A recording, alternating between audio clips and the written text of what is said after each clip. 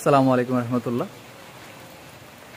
গতকালকে যেখান থেকে শেষ করেছিলাম আজকে সেখান থেকে শুরু করার চেষ্টা করব ইনশাআল্লাহ। তবে আজকে খুব অল্প কিছু বলবো, কারণ আকাশের অবস্থা ভালো নাই, খুবই অন্ধকার আচ্ছন্ন। গতকালকে আমরা বিশ্বাসগত দিক নিয়ে কথা বলছিলাম।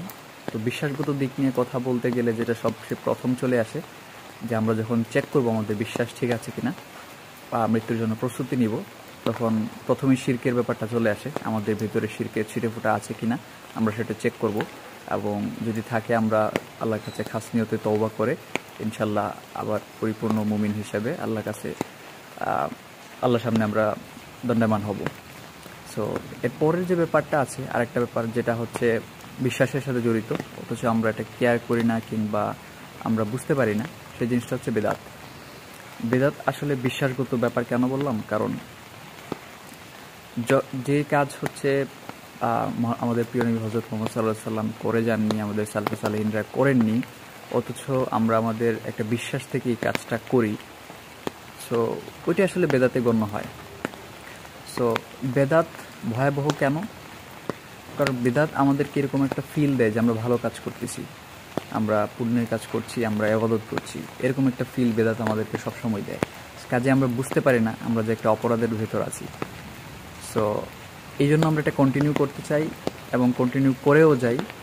শেষ মুহূর্তে গিয়ে হয়তো আমাদের একটা রিয়েলাইজেশনই আসে না যে আমরা একটা পাপ করছি, এবং বেলা শেষে দেখা যায় যে আমরা এইটার জন্য আত্মসমর্পণ না করে তওবা না করে মারা যাই, ফলে হয়তো আমরা এর জন্য পাপী বলে গণ্য হই।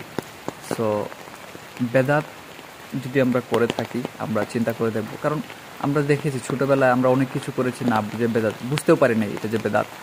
তারপরে হয়তো আমরা যখন বড় হয়েছি তখন এটা ধীরে ধীরে বুঝতে পেরেছি জিনিসটা বেদাত। যেমন হচ্ছে আমরা এক একটা নামাজের আমরা নিয়ত করতাম, এই নামাজের নিয়তগুলা যেগুলা আমরা তো মনে করে আসছি যে এগুলা খুব ইম্পর্টেন্ট, প্রত্যেকটা নামাজে আলাদা আলাদা নিয়ত।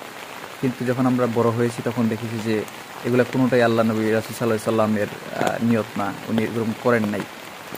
সো কাজেই তখন আমরা বুঝতে পারি। কিন্তু আমি যদি এটা বিশ্বাস করি যে আসলে এটা মহানবী সাল্লাল্লাহু আলাইহি সাল্লাম থেকে এসেছে, আমাকে এটা করতে হবে, তখন এটা বিদআত বলে গণ্য হবে।